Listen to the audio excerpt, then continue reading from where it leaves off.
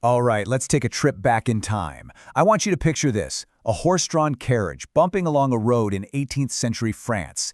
Inside, two people from completely different worlds are having a conversation that's going to dig deep into justice, society, and what it really means to be free. And it all kicks off with one simple question. And there it is. That's the question that starts everything. Bak Ken, a traveler from Siam, he is literally a world away from home. He turns to one of the greatest thinkers of the age, Montesquieu, and asks this huge question. Does the world around us, the climate, the land, does it actually make us who we are? And just like that, a simple question sparks a debate that will shake the foundations of both of their worlds. So this first part of their journey, it starts with a debate about the weather. But, it's never really about the weather, is it? It's actually a debate about human nature. And you'll see how what starts as a pretty casual observation ends up revealing some really deep-seated beliefs about what makes people tick. So Montesquieu kicks things off with his famous climate theory. He basically says, look, it's simple. Hot weather makes people lazy, cowardly, and driven by passion. Cold climates? Oh, that's what makes people brave, virtuous, and hardworking. Now, you have to understand, for the 18th century, this was wild stuff.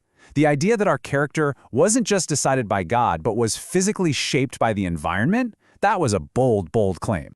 But here's where it gets really interesting.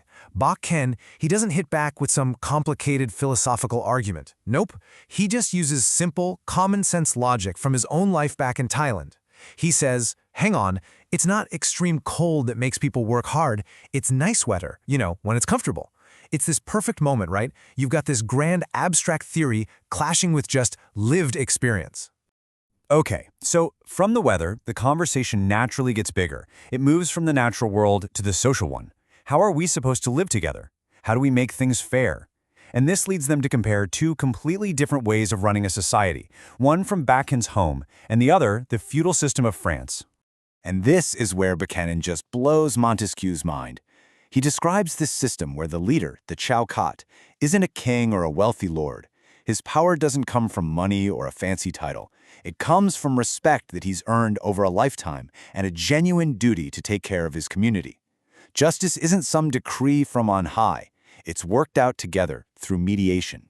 Look at this. The difference is just night and day. On one side, you have a community system built on respect, and on the other, you have the rigid, top-down world of 18th century France where money creates massive gaps between people, and whether you get justice pretty much depends on who you are.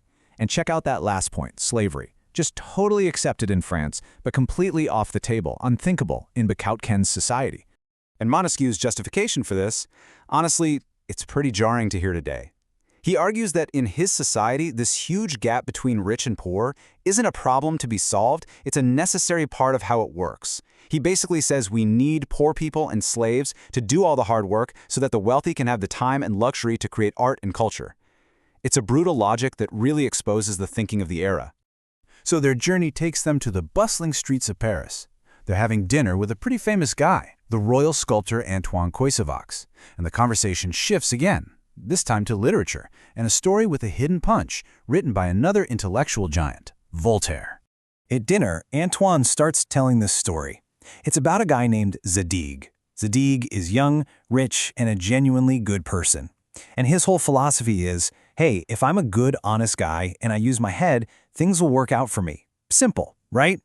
Well, as he's about to find out, the world doesn't really work that way.